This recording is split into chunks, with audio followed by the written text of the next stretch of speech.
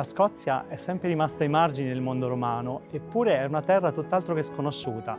L'Istituto Italiano di Cultura di Edimburgo invita questo pomeriggio a un viaggio appassionante agli esordi letterari di questa terra, rileggendo insieme al professor Oniga alcune delle pagine di Tacito più straordinarie.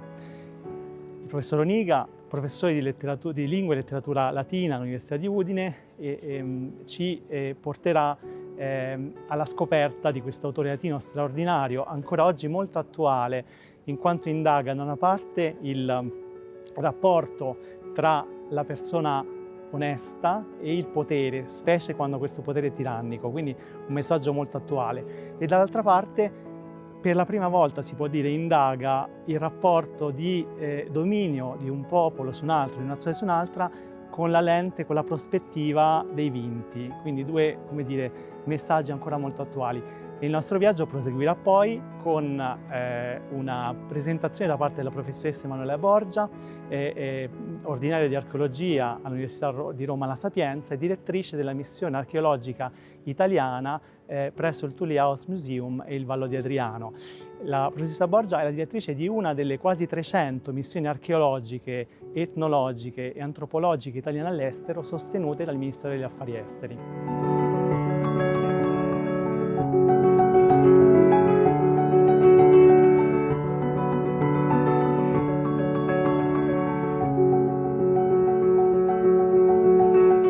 Buonasera, mi chiamo Gavin Kelly e io sono professore della letteratura latina e la storia romana qui presso l'Università di Edimburgo.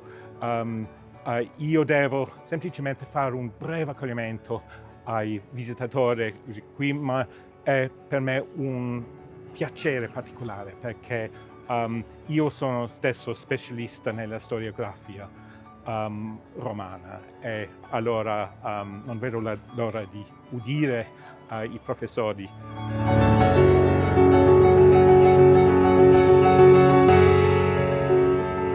Buonasera, io sono la dottoressa Consuelo Martino, sono Leverhulme Postdoctoral Fellow all'Università di Edimburgo e mi occupo di storia delle guerre civili nell'antichità e nel presente. Questa sera, per l'evento dedicato a Tacito e alla Scozia, introdurrò il contesto storico, soprattutto legato alla conquista e all'opposizione alla conquista della Britannia nell'età di Cesare e di Claudio, prima di lasciare la parola ai colleghi che ci parleranno dell'agricola.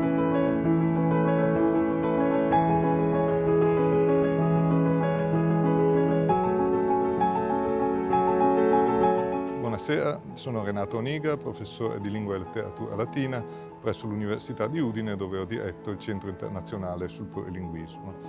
All'inizio degli anni 2000 ho curato l'edizione dell'Opera Omnia di Tacito per la Biblioteca della Pleiade. L'anno scorso ho pubblicato La vita di Agricola e la Germania per Einaudi. Questa sera parlerò dell'immagine della Scozia nella biografia di Giulio Agricola, suocero di Tacito e governatore della Britannia dal 78 all'84 d.C. Sarà interessante rileggere alcune pagine nei luoghi stessi dove è ambientata la storia, vedere un po' evocati i nomi dei fiumi come il Tay, il Nith, in particolare la Bodotria, che sappiamo essere il nome romano del Firth of Forth che abbiamo qui a Edimburgo, dove abbiamo il porto. Quindi vedremo appunto Tacito, un grande scrittore, autore di un capolavoro letterario, ma anche una delle fonti più importanti per la conoscenza della Scozia nell'antichità.